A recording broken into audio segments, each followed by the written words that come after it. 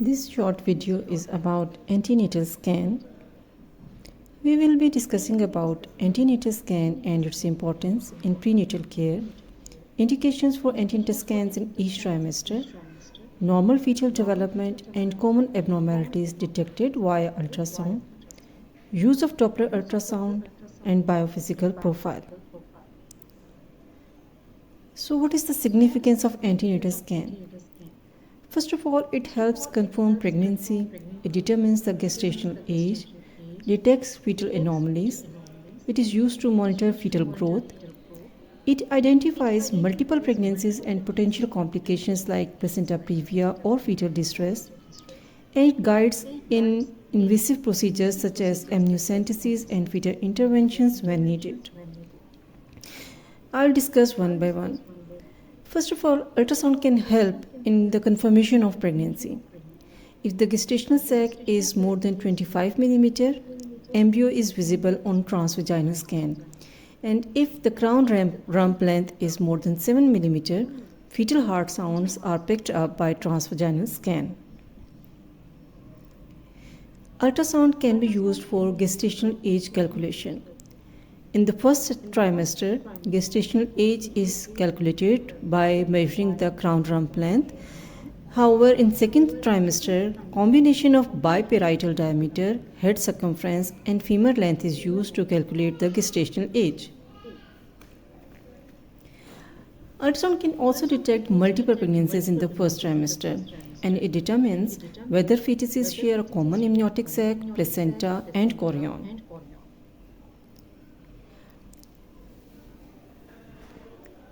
Ultrasound is very helpful in detecting the structural abnormalities.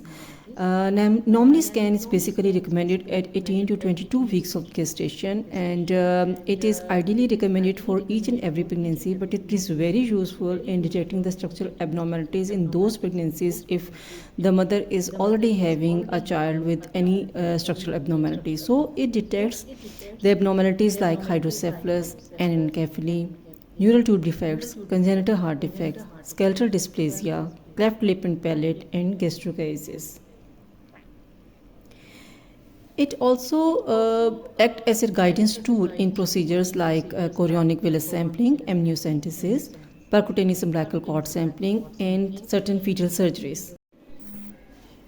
Antenatal scan is a very useful tool to detect and monitor fetal growth and early detection of growth restrictions like IUGR. Hence, it is helpful in effective counseling of parents regarding the expected outcome of delivery. It is also used to calculate the amniotic fluid, and for that purpose, maximum vertical pocket is measured. If it is less than 2 cm, it is suggestive of oligohydramnios, and you know that oligohydramnios is associated with many maternal and fetal conditions like spontaneous rupture of membrane, placental insufficiency, post-date fetus, pregnancy-induced hypertension, and fetal renal or cardiac anomalies. Similarly, if the measurement of maximum vertical pocket is more than 8 cm, it is suggestive of polyhydramnios, that is again associated with many maternal and fetal conditions like maternal diabetes mellitus, multiple gestations, non-immune hydrops, twin transfusion, GI obstructive cases, and the neural tube defect. Antenatal scan is also used to diagnose placenta previa or any retroplacental hemorrhages. Antenatal scan is also used to assess the fetal well-being, and for that purpose, routine scan is done for the assessment of biophysical profile, and specific Doppler ultrasound is done in high-risk pregnancies, particularly affected with fetal growth restrictions and fetal anemia. In cases of fetal growth restrictions, Doppler ultrasound of umbilical artery is done, but for fetal anemia, Doppler ultrasound of middle cerebral artery is done. And changes in vascular Doppler pattern indicates the increase in placental vascular resistance. For assessment of biophysical profile, following fetal parameters are assessed. Number 1 is fetal breathing. Number 2, fetal movements. Number 3 is fetal tone. Number 4 is amniotic fluid calculation. And number 5 is non-stress test. For scoring, 2 points are given if these variables are present, and 0 point is given if the variable is absent. In case of fetal breathing, 2 points are given if there is more than one episode of continuous breathing for at least 30 seconds. Regarding the gross body movements, 2 points are given if there are more than 3 body or limb movements.